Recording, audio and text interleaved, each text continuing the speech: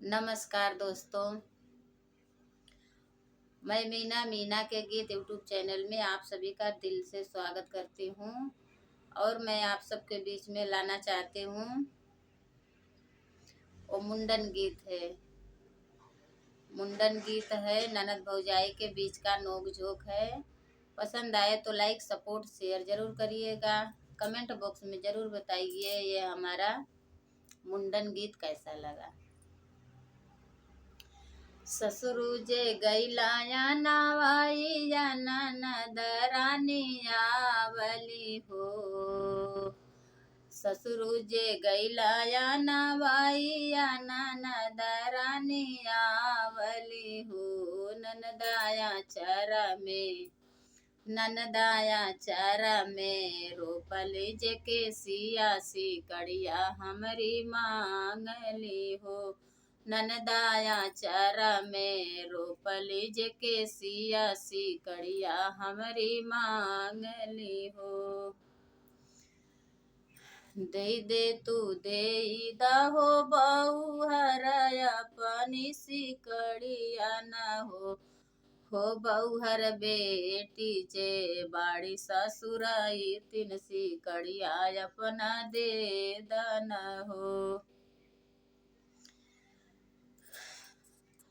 बहुहर बेटी जे बाड़ी ससुराई तीन सी कड़िया अपना दे दन हो। सैया जे गैलाया नावैया ननद रानी आवली हो। सैया जे गैलाया नावैया ननद रानी आवली हो।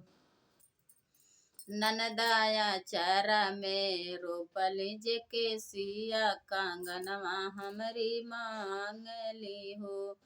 ननदाया चारा में रोपली जे के सिया कंगनवा हमारी मांगली हो। दे दाना धानिया कंगनवा बहिनिया ससुर तीन बड़िन हो।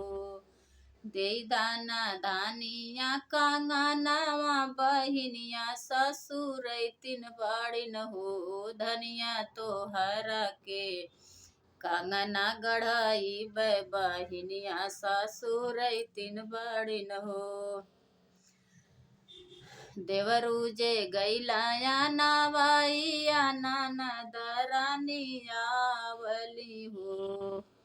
देवरू जे गैलाया नावैया ननद रानी आवली हो। ननदिया चारा में रोपली जे के सिया चुनरिया हमारी मांगली हो।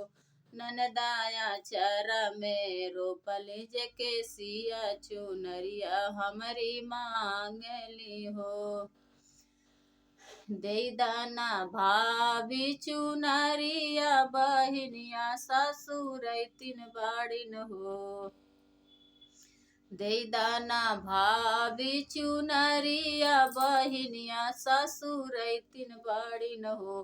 भाभी दूसर चुनरिया लियाई बहिनिया ससुर तीन बड़िन हो। भाभी दूसर चुनरिया लियाई बहिनिया ससुर तीन बड़िन हो।